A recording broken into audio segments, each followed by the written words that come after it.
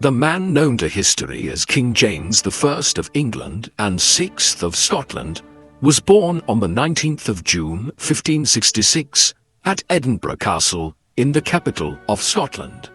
His mother was the more historically significant of his parents and is known to posterity as Mary, Queen of Scots.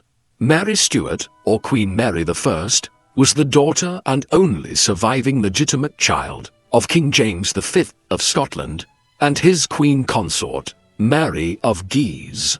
Her father had died most likely of cholera or dysentery in mid-December 1542, just 6 days after Mary was born.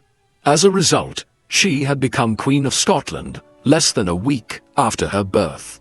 Mary's mother subsequently ensured that she was raised in France as a zealous Roman Catholic during the 1540s and 1550s. She would not return to Scotland to take up her position as queen until the early 1560s, when she was in her late teens. As we will see shortly, Mary's tumultuous reign was central to James's early life.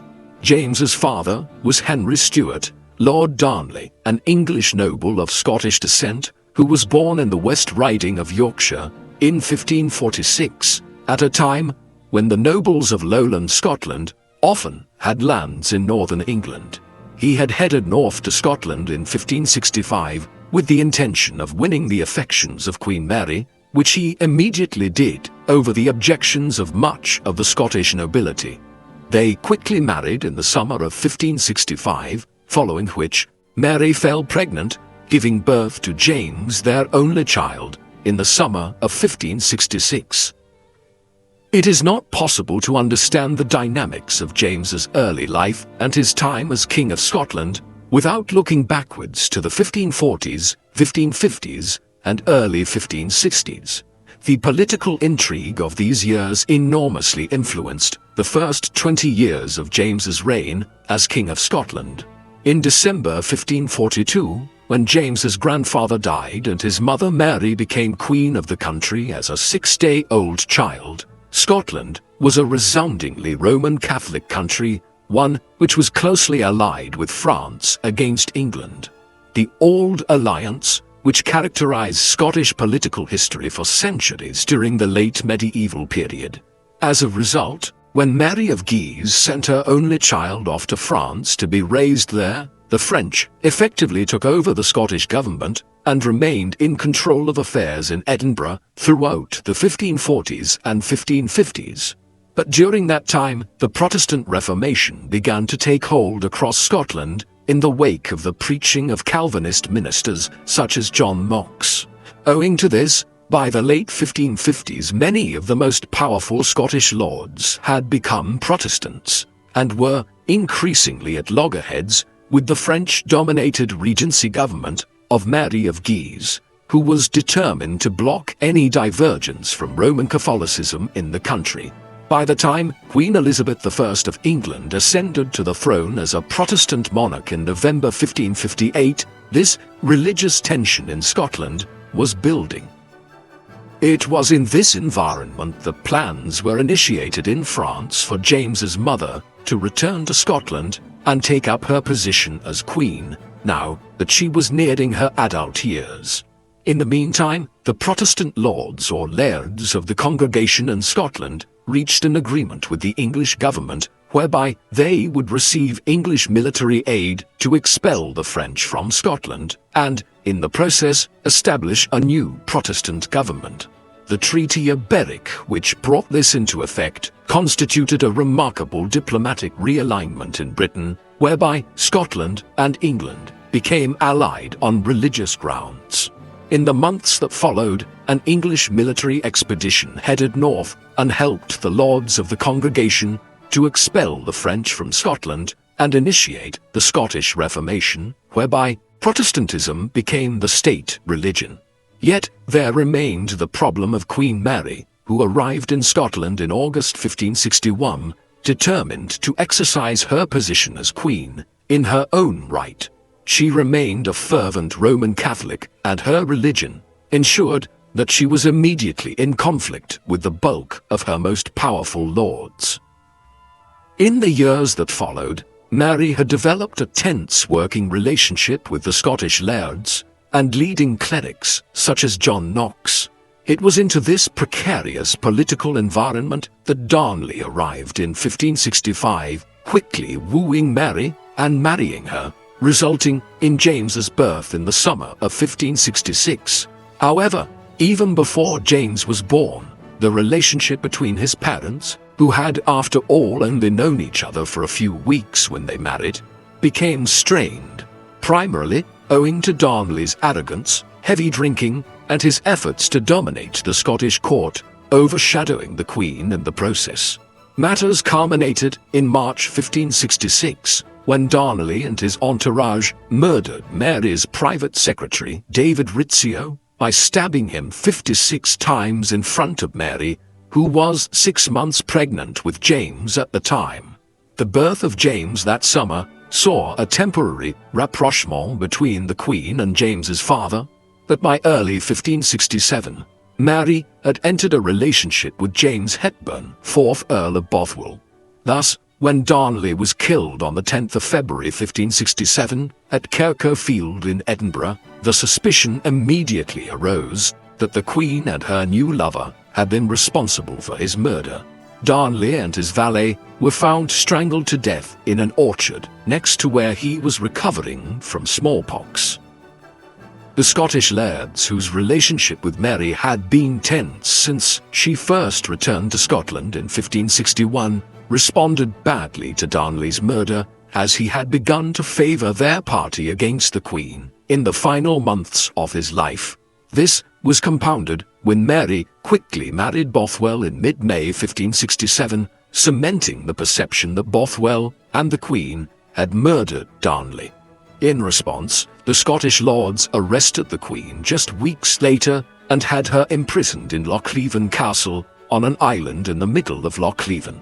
The infant James was handed over to John Erskine, Earl of Mar, and his wife the Countess of Mar, for them to see to his raising, while the Scottish lords determined what course of action to take next. Mary, Queen of Scots, never saw her child again after her arrest and detention. With Mary now detained at Lochleven, James in the hands of the Earl of Mar and the Scottish lords having revolted definitively against the Queen, a decision needed to be made about how Scotland would be ruled going forward. Overthrowing and deposing a monarch was not something which any subject took lightly in early modern times, an age in which there was a strong belief in the divine right of kings and queens to rule. Yet, by 1567, the Scottish lords had over half a decade of a fractious relationship with Mary, a queen who refused to renounce her adherence to Roman Catholicism and who had recently murdered her husband. On top of this, Scotland had been inundated by years of vitriolic condemnation of female rule by figures like the radical Protestant cleric John Knox, who, in 1558, had published a tract entitled The First Blast of the Trumpet Against the Monstrous Regiment of Women, a polemical piece of misogyny aimed at Mary of Guise, but which was indicative of the general attitude towards Mary in the 1560s. It was in this light, and with an infant child which they could crown in her stead, that the Scottish lairds decided in the summer of 1567 to depose Mary. Thus, on the 24th of July 1567, just after turning 13 months old, James became King James VI of Scotland.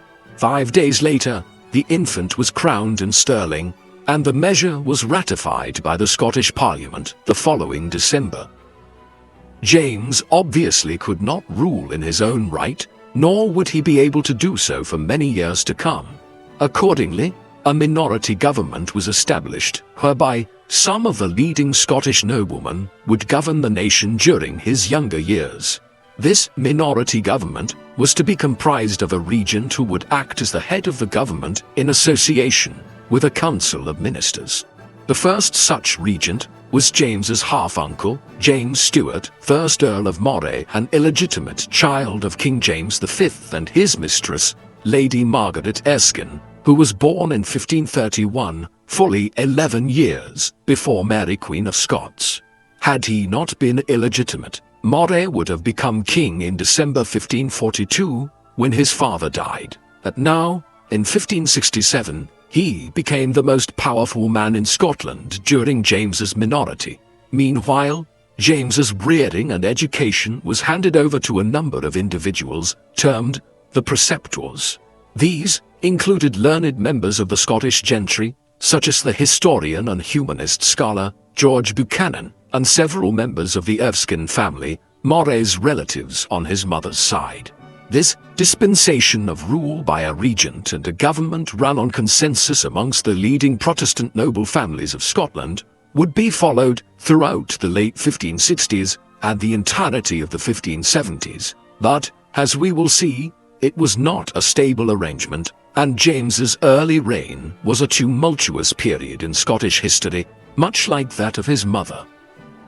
On the 2nd of May 1568, James's mother escaped from Lochleven Castle, having acquired the aid of George Douglas, a brother of Sir William Douglas, the owner of Lochleven Castle, who had been charged with her detention. She had prepared for her escape, and in the days that followed, gathered a considerable army. Allying with Archibald Campbell, the 5th Earl of Argyll, and most powerful lord of the Western Isles of Scotland. Campbell was a confirmed Protestant and an ally of Moray's for much of the 1560s, but he had been opposed to the decision to depose Mary in 1567, and now championed her cause upon her escape from Lochleven. But that cause was short-lived. On the 13th of May, less than 2 weeks after her escape from detention, Mary and Argyll met with Moray's forces at the Battle of Langside near Glasgow. Here, Moray won a definitive victory. Mary escaped and fled south, eventually crossing into northern England, where she sought refuge from Queen Elizabeth. But Elizabeth's government was unwilling to offer aid to Mary. Instead, she was placed under house arrest at Carlisle Castle.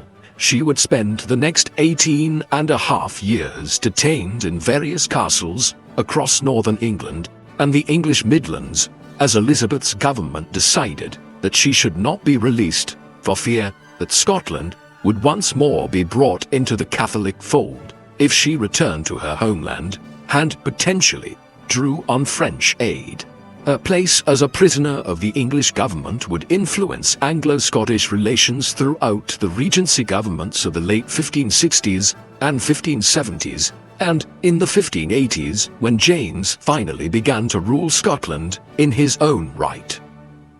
Back in Scotland, James was oblivious to his mother's plight and wider events. Yet, as he grew older, he would doubtlessly have become more cognizant of the chaotic politics which seemed to surround him and Scotland as a result.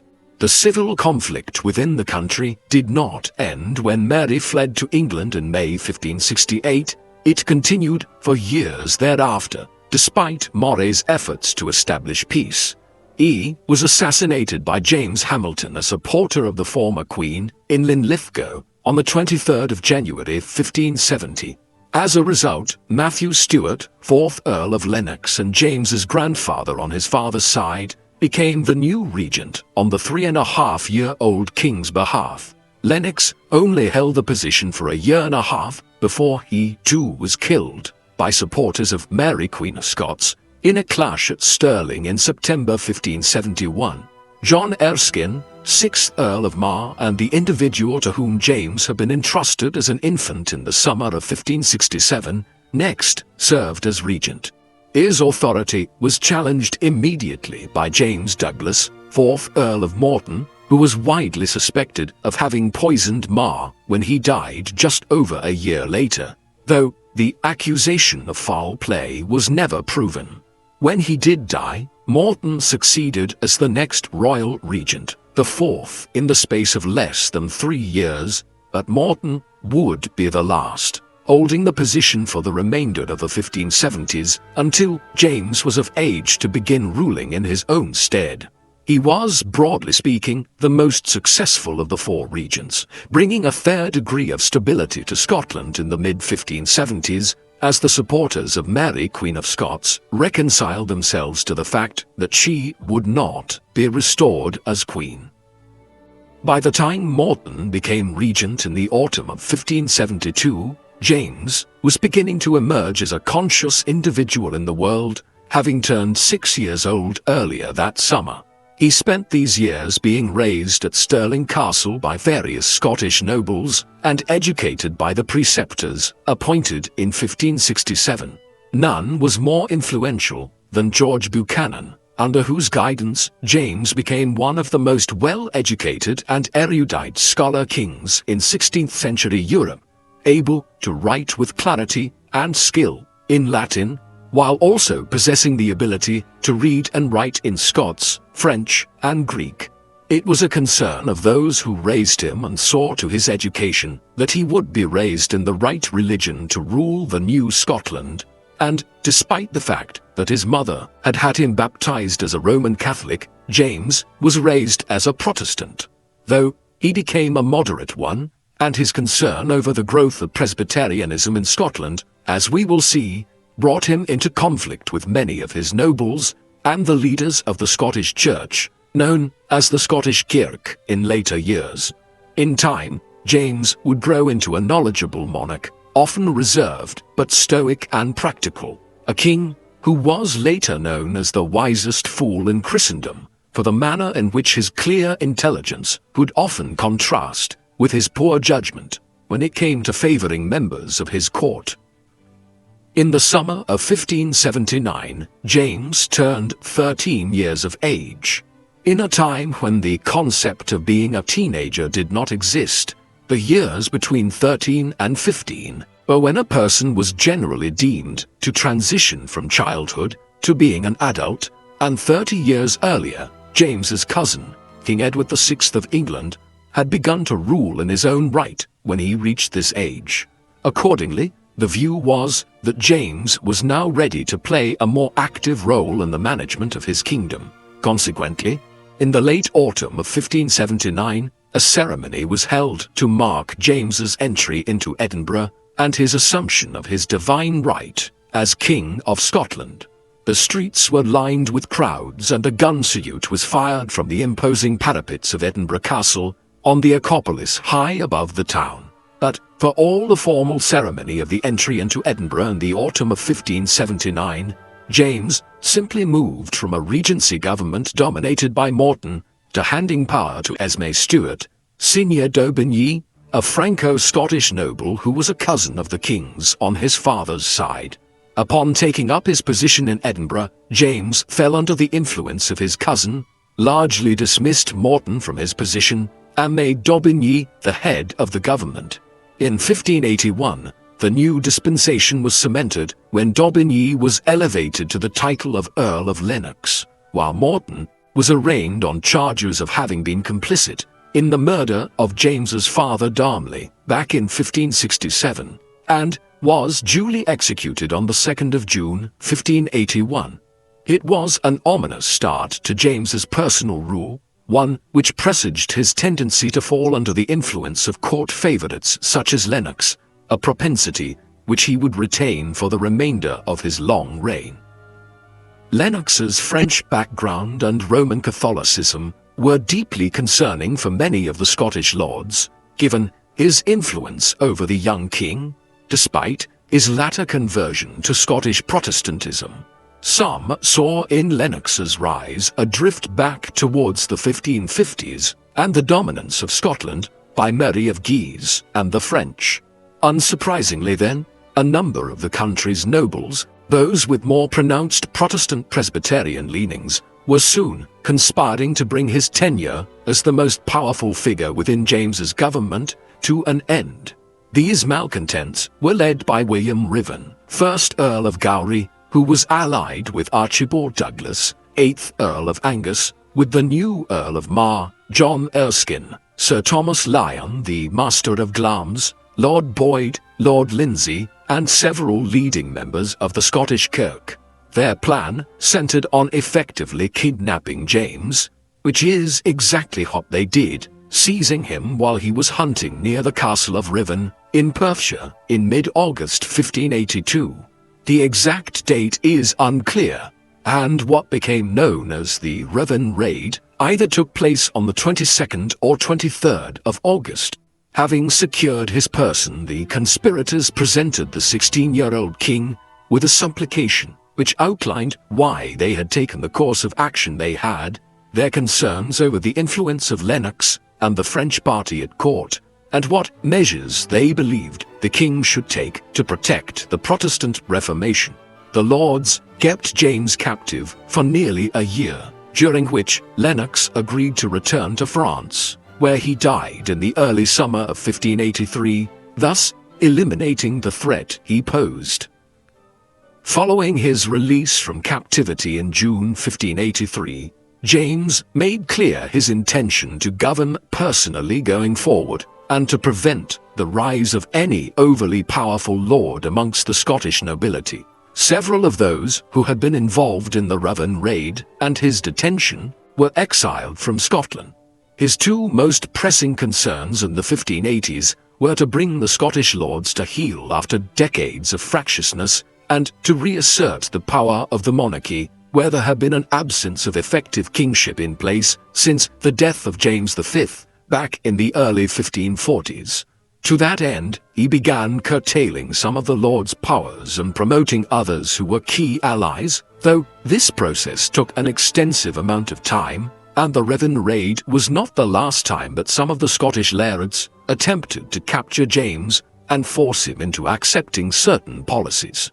His efforts to curtail the lords' behavior in this manner necessarily involved needing to reform the Scottish finances and develop an effective administration, moves which strengthened the central administration and allowed the government at Edinburgh and Holyrood House to overpower individual Scottish lords. In this, James was ably assisted by John Maitland, 1st Lord Maitland of Thirlestane, who he appointed as Lord Secretary of Scotland in 1584, and Lord Chancellor late in 1586. Much of Scotland's political turmoil since the 1550s had centred on religious affairs. While the Scottish Reformation had been successful, as in many other European countries which adopted Protestantism, its position as the state religion remained fragile for decades thereafter, as a huge proportion of the Scottish people remained Roman Catholics, and full conversion was only achieved over several generations. Moreover, as in other countries like England, there were differing conceptions of Protestantism, with some favouring a moderate Protestantism, others Lutheranism, and others believing that a more radical Reformation should be implemented. In Scotland, proponents of the latter view became known as Presbyterians, owing to their liking for a decentralised Scottish church, or kirk, in which individual religious communities would be headed by presbyters or church elders who were not answerable to bishops and archbishops, in line with the traditional form of church administration.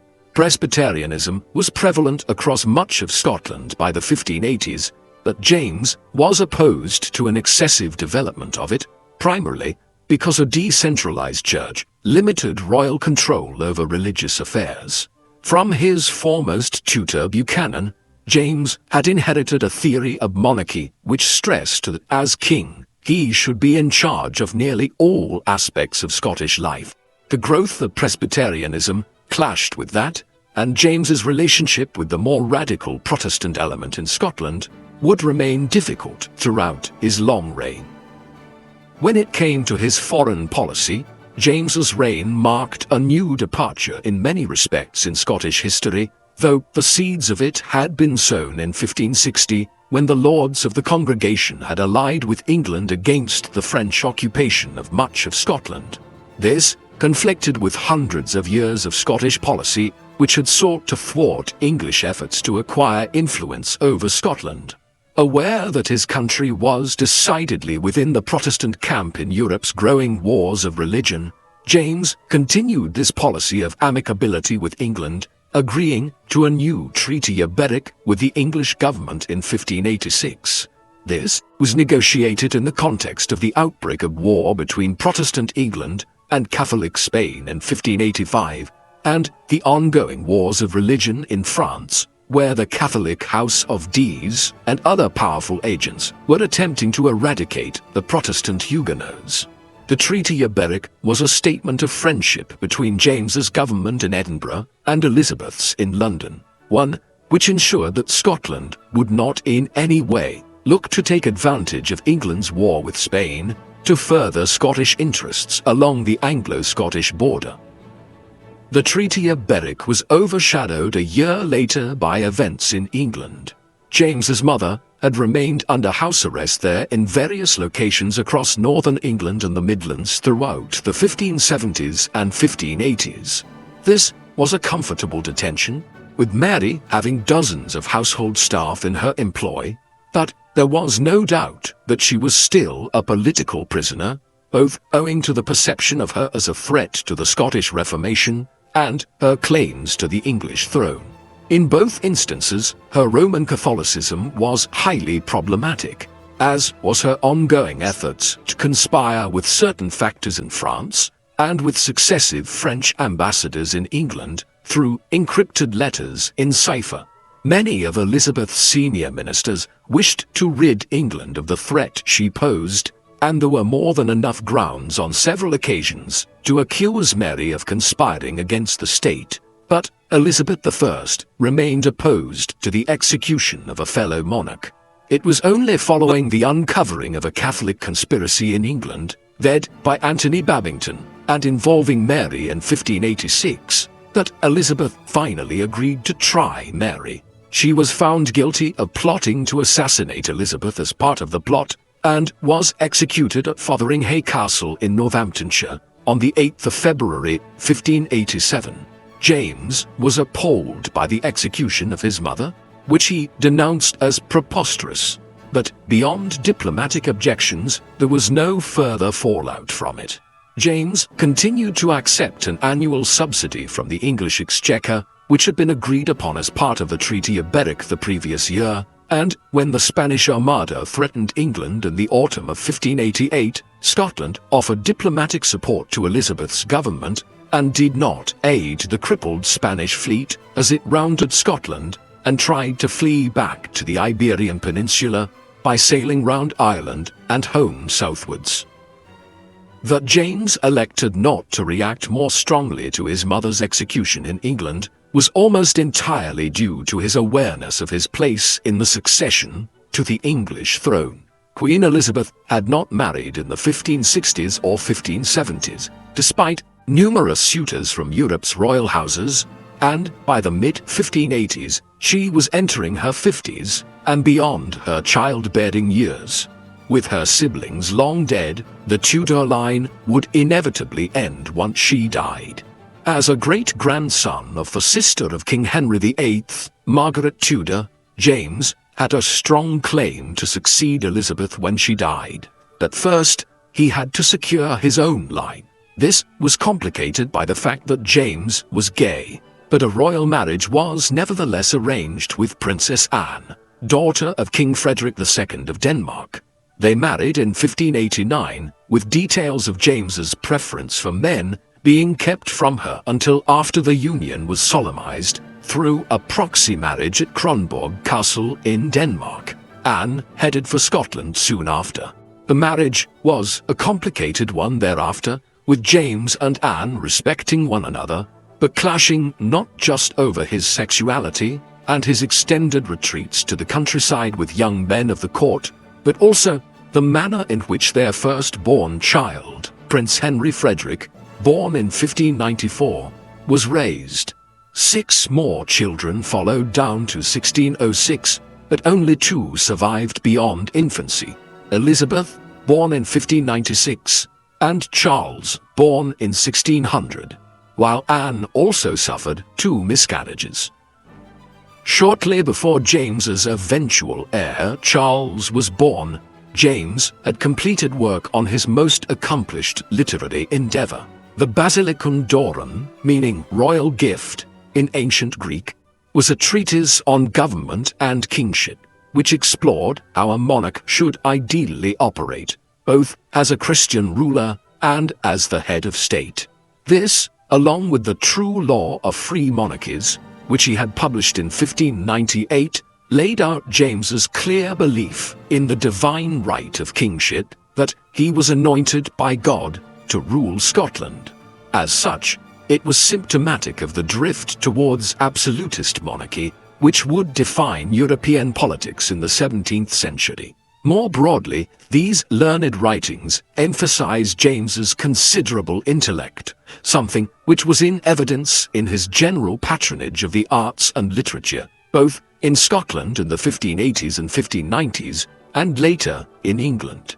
In the North, this involved support for poets, such as William Fowler and Alexander Montgomery, while the playwrights William Shakespeare and Ben Jonson both benefited considerably from royal favor in London in the 1600s. The 1590s were also notable for James's growing fascination with witchcraft. The 16th and 17th centuries saw a massive spike in belief in witchcraft across Europe, with tens of thousands of people, mostly women, accused, tried, and executed on charges of witchcraft, to such an extent that this period is known as the witch craze. It was more pronounced in some parts of Europe than others, with very few witch hunts in countries like Spain and Italy, but huge numbers of executions in Germany, Switzerland, and Scotland. In 1590, rumors had circulated that a storm which had threatened Queen Anne's boat, which conveyed her from Denmark to Scotland, had been caused by witches, possibly operating in North Berwick. James accordingly took a personal interest in what have become known as the North Berwick witch trials, which ran for 2 years in the early 1590s and involved confessions extracted through torture methods, an all too common feature of early modern witch trials. In the end, many people were executed following the trials, in an episode which influenced Shakespeare's depiction of the witches in Macbeth.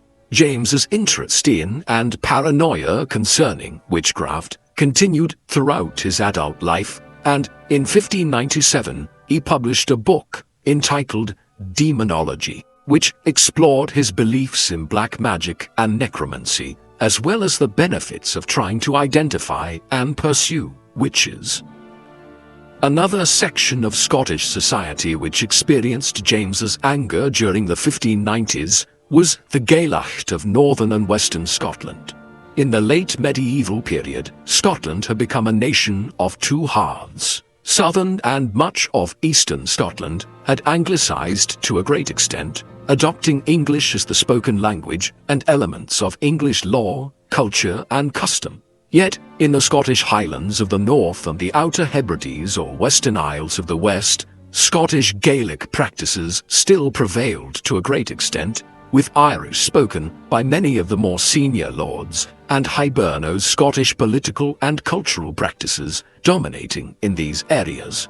James saw these parts of his realm as barbaric and backwards in much the same way as the English in Ireland viewed the largely independent lords of Ulster, Connacht, and Munster as quasi-savages. In an effort to de-Gaelicize the Western Isles, he sponsored a scheme by the gentlemen adventurers of Fife to colonize the Isle of Lewis with Scots from the lowlands in 1598, while, in later years, he passed the Statutes of Iona, a series of regulations which aimed to bring an end to Gaelic practices in the north and west of Scotland, and to inculcate the Scottish there into the perceived values of lowland society by sending the sons of the Scottish lairds of the Highlands and Outer Hebrides to schools in the south of Scotland. Similar policies aimed at crushing Gaelic culture and replacing it with concepts of European Renaissance civility had been employed by the English government in Ireland since the middle of the 16th century in an effort to reduce the independence of the dozens of Irish lordships there and bring them firmly under Crown rule. This program of conquest by the Tudors resulted in the outbreak of a major war there in the mid-1590s, one which existentially threatened the English Crown's control over the island. The 9 Years' War, as it has become known, was led by Hugh O'Neill, 2nd Earl of Tyrone, the foremost lord of Ulster in the north of Ireland, and would drag on until 1603. The war placed James in a difficult position, as many of his Scottish lairds were sympathetic to the cause of O'Neill and his allies. Yet, James did not wish to show overt favour towards the Irish lords, for fear of dampening his chances of succeeding as King of England and Ireland on the death of Queen Elizabeth. Nevertheless, a significant amount of aid was received by O'Neill and his allies through Scotland, primarily in the shape of modern weapons and gunpowder shipped into Ulster from Scottish ports, and the arrival of Scottish Redshanks from the Western Isles to the northeast of Ireland to fight against the Crown forces. James did little to openly support these actions, but at the same time, he did not try to prevent this covert aid reaching Ulster, aware that if he did not succeed Elizabeth, it would be best for Scotland if England's control of Ireland remained tenuous and incomplete.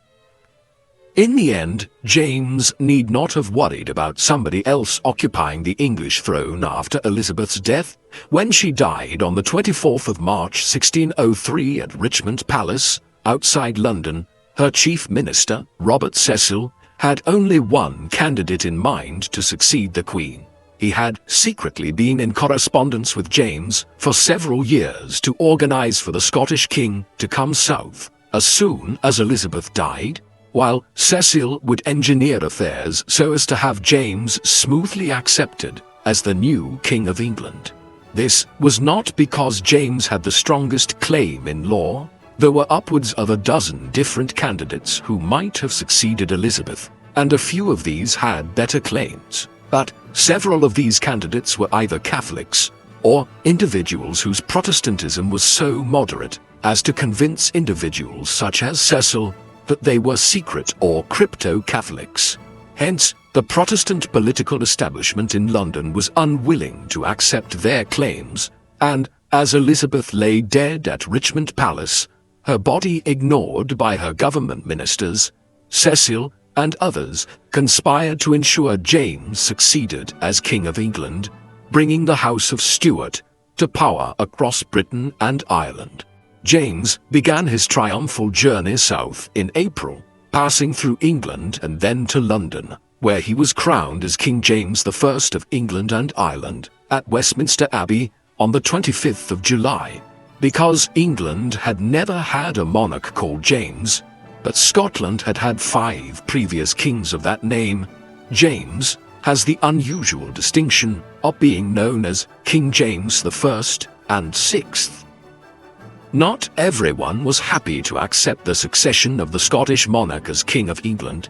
In the weeks following his arrival in London and coronation, 2 alleged plots, known as the By and Main plots, were uncovered by the government, seemingly involving high-ranking nobles and government ministers who aimed to either establish a Catholic or a Puritan as the new monarch, instead of James.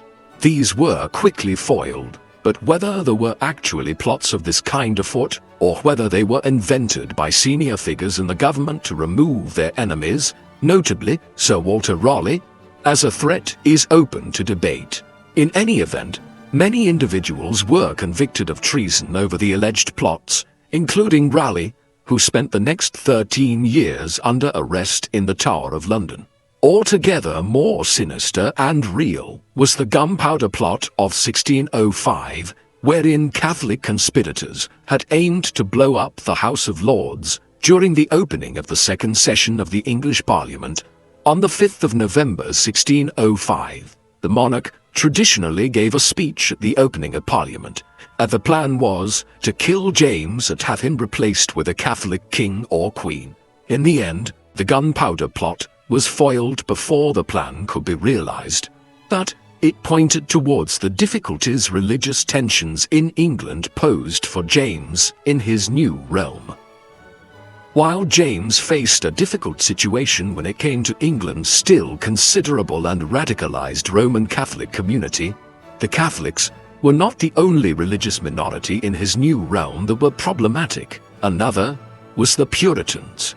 These were radical Protestants who favored a brand of Protestantism based on the evangelical religious communities which had emerged in parts of Switzerland and Germany under clerics like John Calvin in the middle of the 16th century.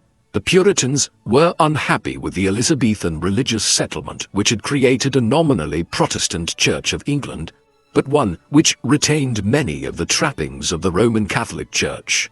Many powerful government ministers and members of Parliament were Puritans, and in 1603, shortly after his arrival in England, they had presented the new king with a document known as the Millenary Petition, which called for the adoption of puritanical measures within the Church of England, notably the abolishing of the sacrament of confirmation, changes to how baptism was carried out, and other theological and doctrinal reforms. Following this, James convened a major gathering of church leaders in January 1604 at Hampton Court Palace.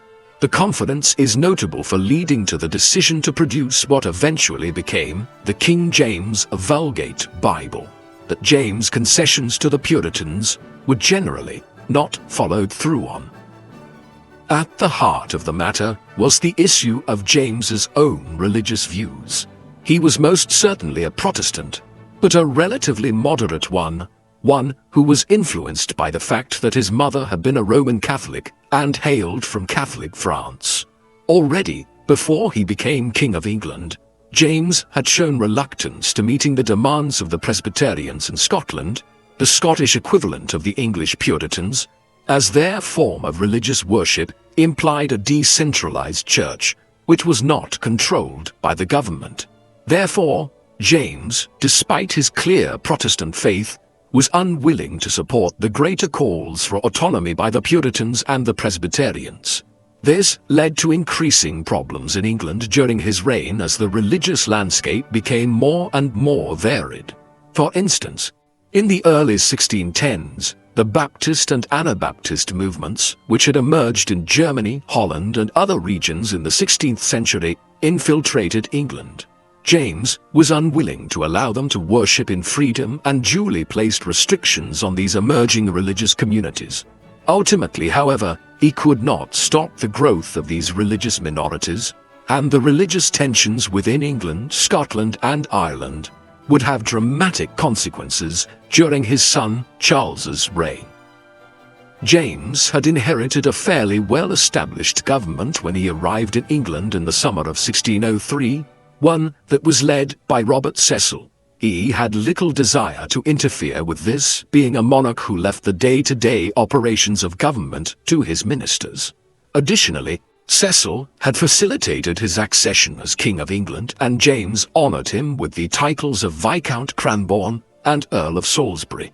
Beyond him, a number of seasoned administrators, such as Thomas Sackville, 1st Earl of Dorset, Henry Howard, Earl of Northampton, and Charles Howard, Earl of Nottingham, were charged with running much of government business. These figures negotiated the Treaty of London, which was signed in August 1604, and which brought the First Anglo-Spanish War, which had been underway between England and Spain since 1585, to an end. James also bestowed positions on some of his Scottish friends at the English court, but he only ever returned to Scotland himself once, in 1617, and instead left the management of Scotland to officials in Edinburgh. Overall, he was a wise enough king to realize that he should leave the management of government business to efficient ministers and administrators, but James's court was costly to run, the king being fond of ceremonies, pageantry, and bestowing large gifts on those who found favor with him at court, issues which saw the crown finances in difficulty by the 1610s. The best means of remedying a poor financial position for any early modern monarch was to call on Parliament to provide financial subsidies. 4 parliaments were assembled by James in England. The Blessed Parliament was convened in 1604 and sat intermittently until 1611.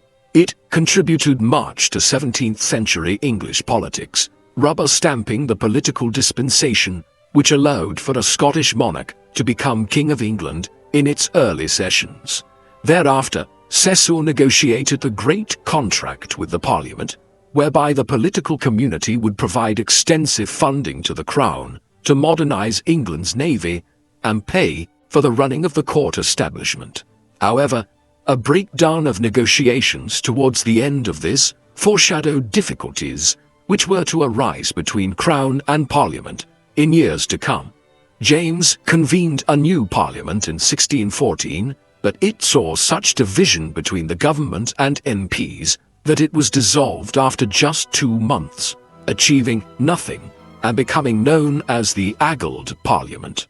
James's third and fourth Parliaments, which met in the early 1620s, lasted longer, but saw sustained scrutiny of the Crown's finances and corruption amongst senior ministers and the King's court favourites.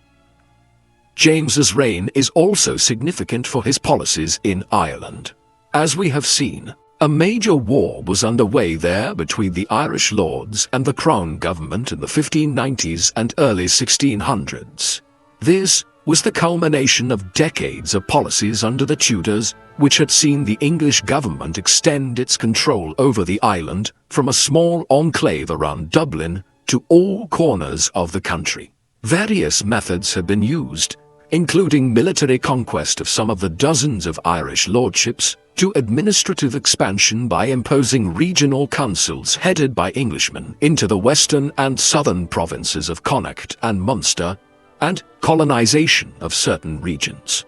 For instance, a major plantation had been initiated in Munster in the late 1580s, through which hundreds of thousands of acres of land were taken from the Irish lords and redistributed amongst English planters. In the immediate aftermath of the 9 Years' War, which ended in 1603, just days after Elizabeth's death and James's accession, James opted not to confiscate the lands of the great Ulster lords who had led the war against the Crown, such as Hugh O'Neill and the O'Donnells and Maguires.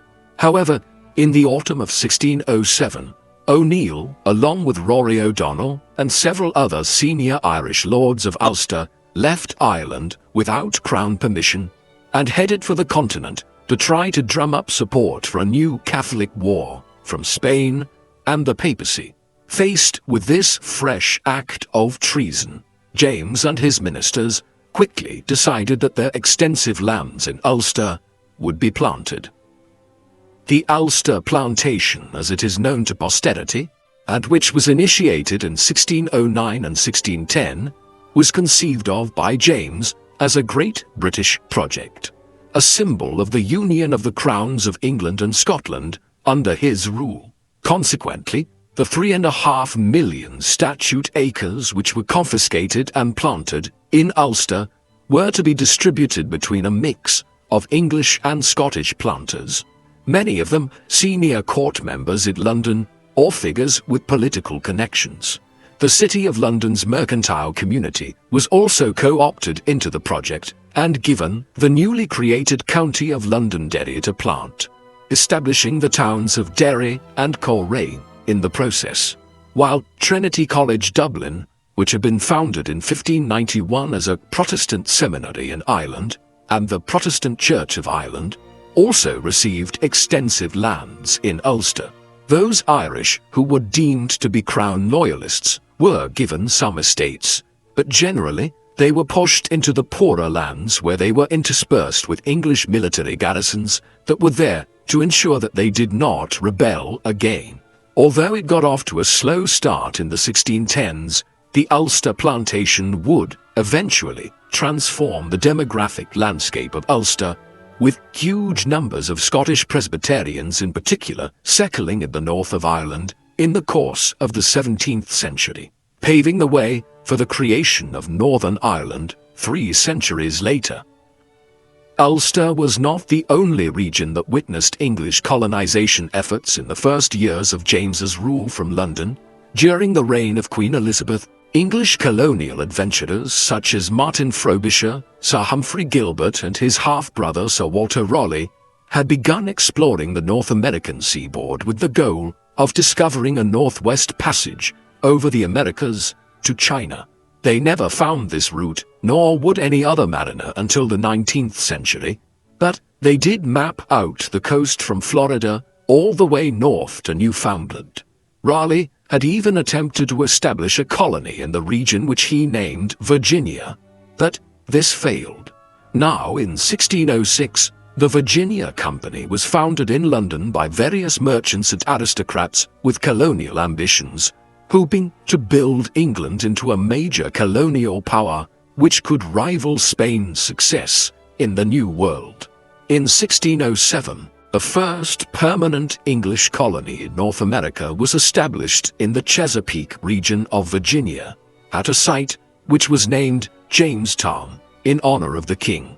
It struggled at first, but the discovery that tobacco could be successfully grown here saw it begin to flourish in the early 1610s, while other English colonists also began establishing England's first Caribbean colonies on the islands of Nevis and St. Kitts towards the end of James's reign, hoping to take advantage of the boom in demand for sugar back in Europe, a commodity which could be grown across the West Indies. England's first forays into colonizing North America during James's reign became intertwined in the last years of his rule with the king's religious policies. The unwillingness of the government to tolerate the emergence of Puritan congregations in England had led to some communities of Puritans deciding to move overseas to regions where they could worship in the manner which they wished, in freedom.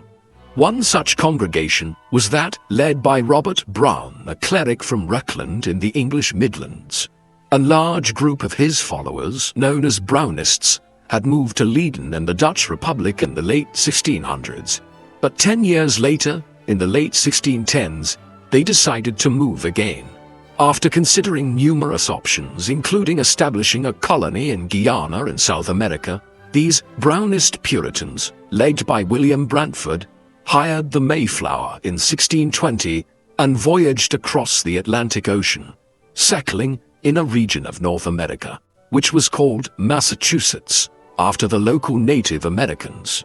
Here, the Pilgrims established the Plymouth colony as the first of the New England colonies. 10 years later, a much larger expedition of English Puritans, led by John Winthrop, would arrive to establish the town of Boston. Thus, the unwillingness to grant English Puritans complete freedom of worship at home and the drive towards empire combined to see the beginnings of New England's religious colonies in the final years of James's reign. Just as the colonists in Virginia were beginning to establish tobacco plantations all along the banks of the James River, and Scots and Englishmen and women were arriving to Ulster, tragedy struck the king's family. In October 1612, James's oldest son, Prince Henry Frederick, became ill. Government correspondence and other sources written from the court in the final days of October and into early November indicate that the situation at first worried the royal family and Privy Council, and then became a full-blown crisis. From descriptions of his illness and the post-mortem record which was carried out to prove he was not poisoned, historians of the early Stuart period are generally agreed that Henry had contracted some form of typhoid fever. It proved fatal, and he died at 18 years of age on the 6th of November 1612. James was devastated by the loss of his heir and could not bring himself to attend his funeral later that month. Additionally, while his son Charles now became heir to the throne, James prevaricated about acknowledging the fact that he was replacing Henry, and it was not until the 4th of November 1616, just shy of 4 years after Henry's death, that James invested Charles with the title of Prince of Wales, the formal honorific granted to the heir designate to the throne of England since the late 13th century. Henry was not the only major death at the heart of government in 1612. Early that summer, Robert Cecil died prematurely at the age of just 48. His death left a vacuum at the heart of government, which was only partially filled by competent ministers such as Henry Howard, 1st Earl of Northampton. In this period of political flux, James began to rely on court favorites, men who held excessive influence over the monarch, and which were a feature of most early modern courts across Europe. The first of these was Robert Carr, 1st Earl of Somerset, a figure who had grown in influence at the court from the late 1600s and was eventually appointed Lord Chamberlain in 1614. For the next 2 years, he dominated the government until a scandal brought him down, but rather than learning from the episode, James instead handed even more power over to George Villiers, who he elevated to the title of Duke of Buckingham in 1616. Buckingham's influence over political affairs was exceptionally large, building a network of clients which stretched into dominating the Privy Council, the court, and regional offices throughout England and Ireland. In the process, he became vastly wealthy. The exact nature of his relationship with James has been debated for decades, with some historians arguing that James was simply besotted by a charming and handsome young man who was just in his mid-20s when he began his ascent to power, and others suggesting that the relationship was sexual in nature. There is no concrete documentary evidence to prove this, but there is no doubt that Buckingham exploited the king's attraction to him to become the most powerful individual in Britain during the last 10 years of James's reign. Henry's death in 1612 had been all the more somber as it had occurred during what was intended to be a celebratory period at the Stuart court. That autumn, Frederick V, the Elector Palatine of the Palatinate, a large German state which lay along the course of the River Rhine in western Germany, had arrived in England to marry James's daughter Elizabeth. Frederick and Elizabeth had been born within a week of each other back in August 1596, and the union was seen as advantageous for both the Stuarts and the Elector Palatine, as cementing an alliance between two of Europe's most firmly Protestant states. It helped that Elizabeth and Frederick proved to be fond of one another, something which did not always occur in the arranged royal marriages of early modern Europe. Although Henry's illness, death, and funeral delayed affairs, their wedding was eventually celebrated at the Palace of Whitehall on the 14th of February 1613. After a sojourn in London, the couple headed for Germany, where they would have 13 children, beginning the ties between the British royal line and the German aristocracy, which would eventually see one of Elizabeth's grandsons succeed to the throne of Britain in 1714 as King George I. Elizabeth's marriage to Frederick would also pull England into the conflicted politics of Central Europe in the late 1610s. In 1618, the ultra-Roman Catholic House of Habsburg in Austria initiated efforts to enforce Catholicism in Bohemia, part of its realms in what is now the Czech Republic, where there was a large Protestant population. These efforts soon resulted in renewed war across the Holy Roman Empire in Germany and other regions between Catholic and Protestant powers. Frederick, Elector Palatine, quickly became involved in the early stages of what would eventually become the 30 Years' War, the bloodiest and most destructive conflict fought in early modern Europe. In 1619, he accepted the title of King of Bohemia, offered to him by the Protestant lords of Bohemia, and attempted, unsuccessfully, to challenge Habsburg power across the Holy Roman Empire. In response to this, James attempted to act as a European peacemaker, calling for negotiations between the many different Protestant and Catholic states which made up the Holy Roman Empire at the time, but his calls went unheeded, and in due course, in the early 1620s, as the war turned against his son-in-law, he began to offer covert aid to Frederick and his Protestant allies in Central Europe. That James was not able to offer greater support to Frederick in the early 1620s was in large part owing to the poor financial state of the English exchequer by this time. Years of profligate spending by James and his court, as well as abuse of government finances by Somerset and Buckingham, had ensured that the crown's finances were heavily compromised by this time. Parliament was unwilling to provide further subsidies to finance James's spending without oversight and reform. And so, in 1621, Lionel Cranfield, a London mercer and businessman, as well as a long-standing member of Parliament, was appointed as Lord High Treasurer of England. Over the next 2.5 years, Cranfield introduced a new rigor into government administration and financial management, limiting Buckingham's power and running the government like a business, one which sought to increase crown revenue through taxation and greater efficiencies, while also reducing spending. James's relationship with Cranfield, who was eventually made Earl of Middlesex in 1622, differed from his relationships with his favourites like Buckingham, as he had no personal liking for Cranfield, but rather promoted him based on his effectiveness as an administrator. Had he continued in crown service, much of the political turmoil which would characterize James's successor's reign might have been avoided. But in the end, Cranfield was undermined by Buckingham and was removed from power on the back of trumped-up corruption charges brought against him in 1624. Much of the objection to Middlesex's policies was over his unwillingness to support a costly foreign policy involving war with Spain. The likelihood of such a war increased greatly in 1623. Ever since the mid-1610s, negotiations have been underway for Prince Charles to marry Infanta Maria Anna, the daughter of King Philip III of Spain. Although the proposed union was unpopular with English Protestants, James was in favor of the Spanish match, owing to his belief that an alliance with Spain was preferable to negate the threat from France to English interests.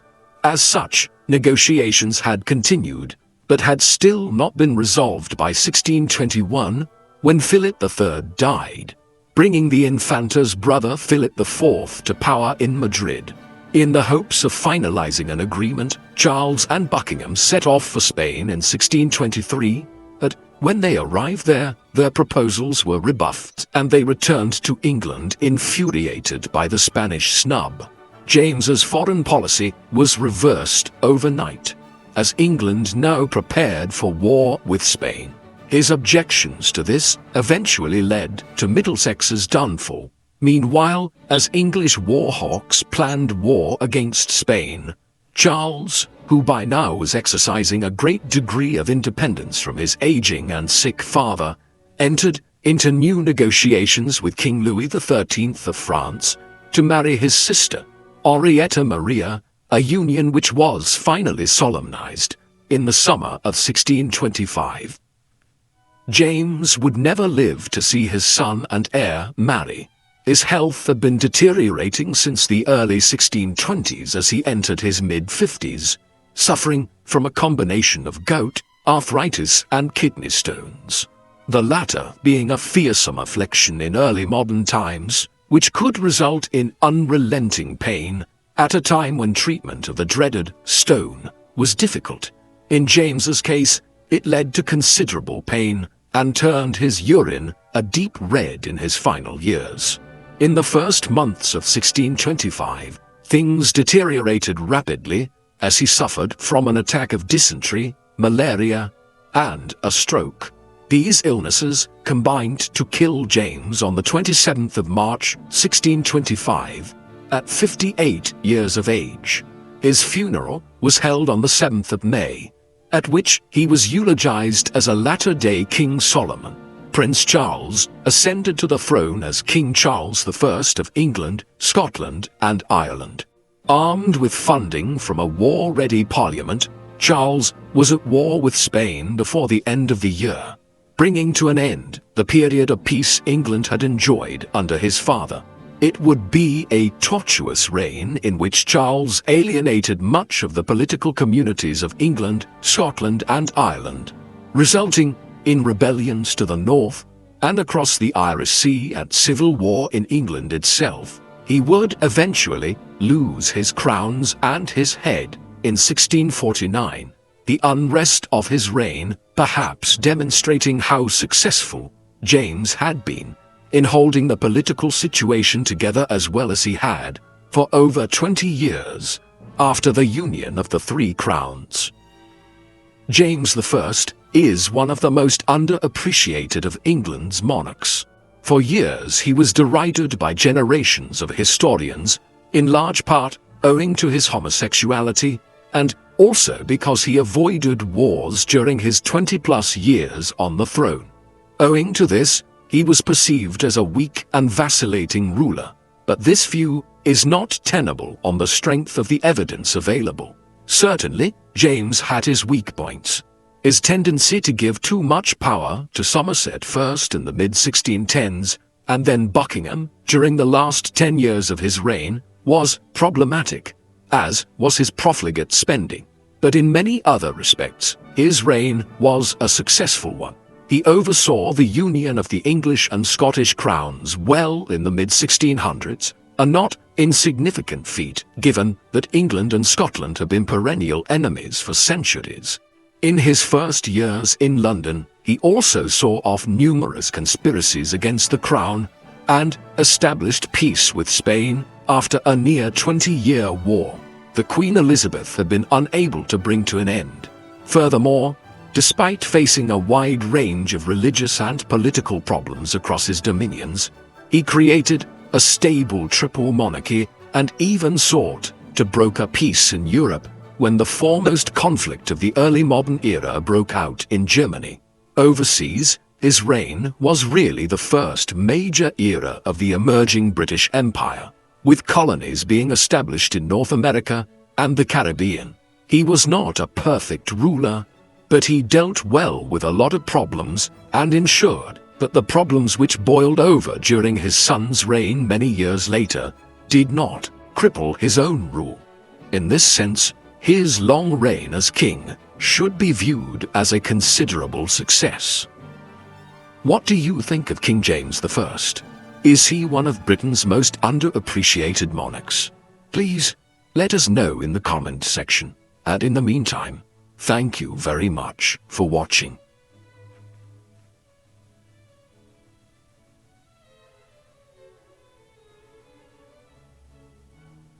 If you find this video interesting and useful, don't forget to subscribe to the channel and turn on the notification bell to stay updated with the latest videos.